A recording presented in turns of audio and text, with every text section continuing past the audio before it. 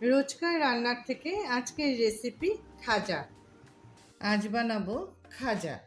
জগন্নাথ ঠাকুরের রথযাত্রা আসছে, তো ওই খাজা ভোগেও দেয় আর আমরা প্রসাদ হিসেবেও খাই, তো সেই হিসেবে খাজা বানাবো। নিয়েছি ময়দা আর লবণ, লবণটা ময়দাতে দেওয়ার জন্য।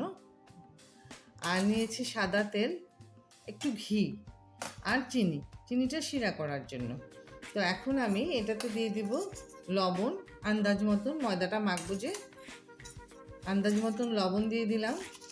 আর দিয়ে দিব সাদা তেল। সাদা তেল ধরো আমি এখানে 250 থেকে 300 গ্রাম ময়দা হবে, তো এখানে আধা কাপের মতন সাদা তেল দিয়ে দিলাম। আর একটু অল্প গরম গরম জল দিয়ে দিলাম। দিয়ে আমি এটাকে যেরকম লুচির জন্য আমরা ময়দা মাখি সেরকম করে মেখে নিই। এই যে কড়াইটাতে আমি জল গরম করার জন্য শিরা বানাবো, জলটা ফুটছে, তা আমি তাতে চিনি দিয়ে দিব। 1 কাপের মতন চিনি দিয়ে দিব। শিরাটা আমাদের এমন হবে, একদম জল জলাও হবে না আর একদম শক্ত সাদা সাদা শিরাও হবে না। আমরা যেরকম খাজা খাই না, দেখাবো হলে, তো একটু শিরাটা হোক। তা এই ফাঁকে আমি ময়দাটা মেখে নিই। শিরাটা দেখো এইরকম হবে, মানে একদম ড্রাইও না আর জল জল ভাবটা তো থাকতেই লাগবে না। জল জল ভাব থাকলে যেই আমরা খাজাটা দিব ময়দার, এটা নরম হয়ে যাবে। তা এখন আমি গ্যাসটা অফ করে দেবো। এই আমার হয়ে গেল শিরাটা। এই যে এইভাবে আমি ময়দাটা মেখে এরকম রুটির মতন করে গোল গোল করে ডো করে নিয়েছি। তা এখন আমি আর একটা করবো। এই যে এখানে ঘি নিয়েছি, ঘিটার মধ্যে আমি এখানে 1 চামচের মতন ময়দা দিয়ে দেবো। 1 চামচের মতন ময়দা দিয়ে ঘিটার সাথে খুব ভালো করে মিশিয়ে নিব, যাতে আমরা যখন কয়েকটা রুটি করবো মাঝখানে মাঝখানে এটা দিয়ে দেবো। এখন আমি রুটি বানাই। এখানে আমি 5টা গোলা নিয়েছি, 5টা গোলার 5টা রুটি করে নিই আগে। 5টা রুটি করি আগে, তারপরে তোমাদেরকে দেখাচ্ছি। যে এরকম আমি 5টা রুটি করে নিয়েছি।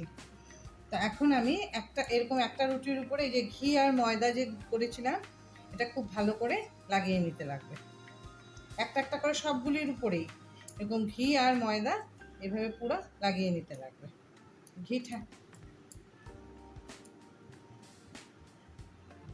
এটার উপরে আরেকটা দিয়ে দিব, দিয়ে আর একটু এরকম ঘি নিয়ে পুরাটাতে এরকম দিয়ে দিতে লাগবে।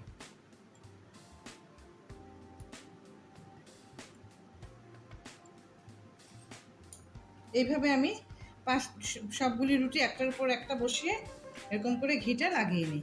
এই যে এইভাবে আমি এরকম 5টা রুটি এরকম করে একটার উপর একটা ঘি আর ময়দা লাগিয়ে এইভাবে করে নিয়েছি। এখন আমি এটাকে এইভাবে আলতো করে এরকম ফোল্ড করে দিব। আলতো করে করতে হয়, এটাকে বেশি প্রেশার দিলে হবে না। এরকম আলতো করে আমি পুরোটা ফোল্ড করে নিলাম। করে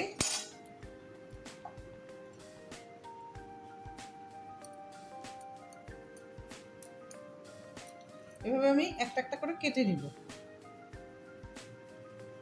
এরকম করে একটা একটা করে, বেশি মোটা করব না। এইটা কাটাটা যে এই কাটাটা একটু পাতলা পাতলা হবে, আমি কেটে দেখাই তোমাদেরকে। এই যে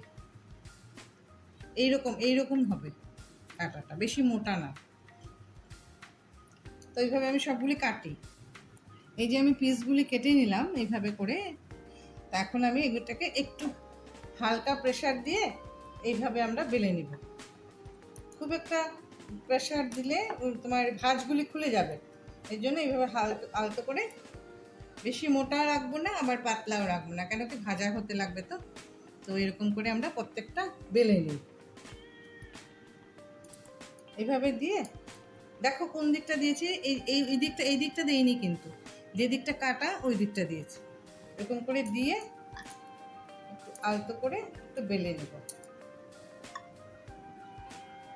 বেশি মোটাও রাখবো না আবার একদম পাতলা পাতলাও ভালো লাগবে না। তো এরকম করে আমি সবগুলি বেলে নিই। এই যে আমার সবগুলি বেলা হয়ে গেছে, এখন আমি ভাজবো। কড়াইটা গরম হয়েছে, এখন আমি তাতে ভাজার জন্য সাদা তেল দিয়ে দিলাম। 1 বাটি দিয়ে দিলাম, কেন কি ডুবা তেলে ভাজবো। তো তেলটা কিন্তু বেশি গরম হবে না, যে কড়াইয়ের হিট যতটুকু অতটুকুতে এই গরমটাই থাকবে। এটাকে আমি মিডিয়াম টু লো ফ্লেমে ভাজবো। যদি বেশি গরম করে আমরা দেই তো উপরটা ফুরফুর করে ফুলে যাবে, কিন্তু ভিতরটা কাঁচা থাকবে। এই জন্য তেলটাকে সিঙ্গারা যেরকম ভাজি আর কি, তেলটাকে একটু এরকম এরকম অল্প গরমেই দিতে হয়। তো আমি এইভাবে সবগুলি দিয়ে মিডিয়াম টু লো ফ্লেমে ভাজা করে নিই। এই আমার ভাজাটা হয়ে গেল, এই খাজাগুলি ভাজা হয়ে গেল। এখন আমি নামিয়ে নিব, নামিয়ে শিরাতে দিয়ে দেবো। এই যে খাজাগুলি ভাজা হয়ে গেছে, নামিয়ে শিরাতে দিয়ে দিলাম। এরকম মিডিয়াম টু লো ফ্লেমে এইভাবে লাল লাল করে ভাজা করে নিলেই হলো আমার, তবে একদম মুচমুচে হয়। এখন আমি নামিয়ে নিই, নামিয়ে শিরাতে দিয়ে দিই।